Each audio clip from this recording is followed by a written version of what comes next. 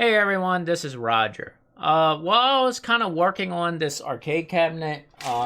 Still in a mess, trying to put a Raspberry Pi in here. One day I'll hopefully finish that. I was thinking about older games and like longevity of games, and kind of just want to talk to that for a minute. So back when I remember playing games up until college, and even when I started working after I graduated college, games felt like they last longer, and I felt like there was a couple factors for that. So the biggest one I'll start with was number one. I played a lot of games over and over when I was a kid. I think because of money. I was a kid, couldn't really work, so whatever game you would get would be what you played. Luckily, I was fortunate enough to get quite a few decent games growing up, but then again, like I would just get like Mario Kart 64. That was my first 64 game, and I played that over and over and over.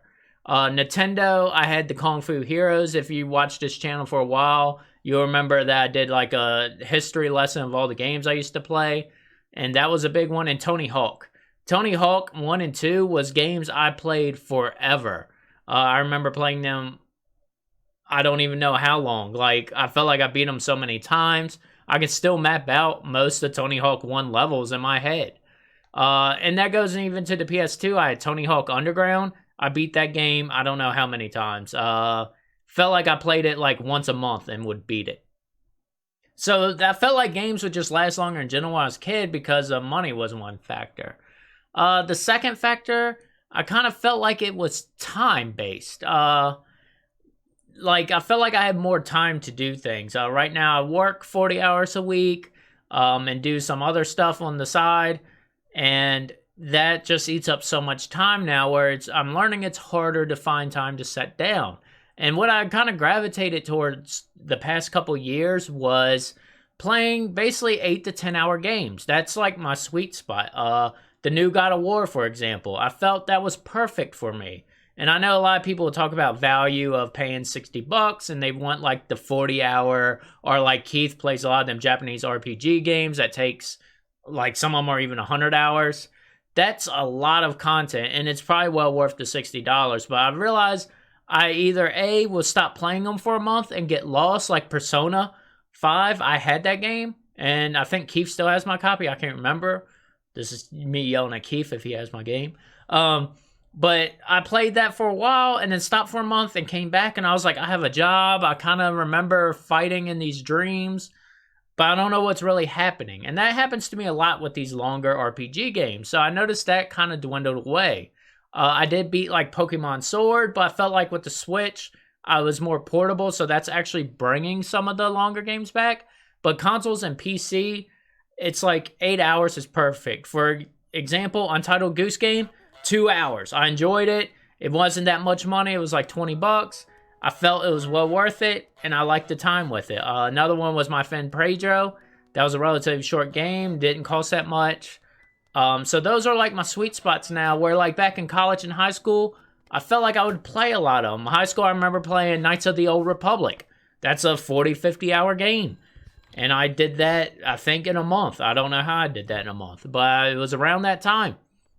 And those were where a lot of my RPGs I remember fondly of, but like a lot of new ones, I don't feel like I play as much. And I do feel like time is a big factor. But the third biggest factor that I thought of through this was like new IPs. I felt like a lot of the games I did play a lot of were brand new or a new concept. For example, back when the 360 was big, I played Modern Warfare, the first one, not the new one, forever. I think we played that for 5 months straight. Like every night, just get on and play for 2 hours. And Gears of War was the same way. It was like me and my friend that I grew up with would play with another group of 6 other people, and we would just do custom, well, not custom, but like the private match over and over. And I think we did that for 3 months. We got to meet people and associate, and we got to know them really well. Some of them I still contact every now and then on the Xbox when I get on. So those are new IPs. Other games I remember playing a lot of were all these new IPs. And I'm wondering if that's what's causing this problem of not having games last long. We get the same thing. Like I played Pokemon was the example I mentioned earlier. we all played that. Like, I did beat that one, but I did skip other ones. Call of Duty's a prime example. I was skipping them around. I got Modern Warfare 2, and then I don't think I played until, like, Black Ops 3. And I felt like it was same, and it didn't last long. And a good prime example was the new Call of Duty. I think all of us bought it from almost full color, but I felt like it lasted probably not even a month. It was like 3 weeks of every weekend we would play, but we didn't play during the week much, and it kind of phased out. So I'm wondering if it is the new IPs. We just haven't had something brand new. I can't speak for everyone this, but this is my feeling. I know a lot of people are playing Destiny 2 that I know, and that game seems to hold up. But I think a lot of it's just we haven't had these new IPs. And with like Cyberpunk coming out, I hope that rejuvenates that and makes games last longer.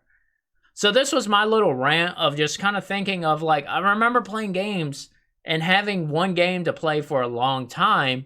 And then it kind of dwindled away where I was going through a lot of games when I started work.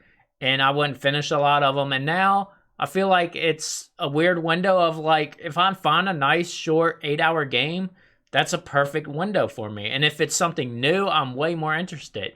If it's another series, I'm not as interested. And another one I'll pull out for that was Assassin's Creed. I loved Assassin's Creed 2, the Ezio storyline. 1 was okay. I loved 3, but then it kind of phased out on me. All the new ones I kind of play a little bit of, or I skip even now. So I'm hoping new IPs come out this year. There's some that are announced. We do have repeats, and I hope they're really well too. But this is just kind of a thought, and I was wondering if everyone has this same feeling. I think a lot of it's time now too for me, but I'm wondering what y'all's feelings are with new games and how long they actually last. Leave a comment down below, and I'll try to discuss with it when I get time. Speaking of longevity and time. Anyways, I hope y'all enjoyed this video. This is Roger signing out. Peace.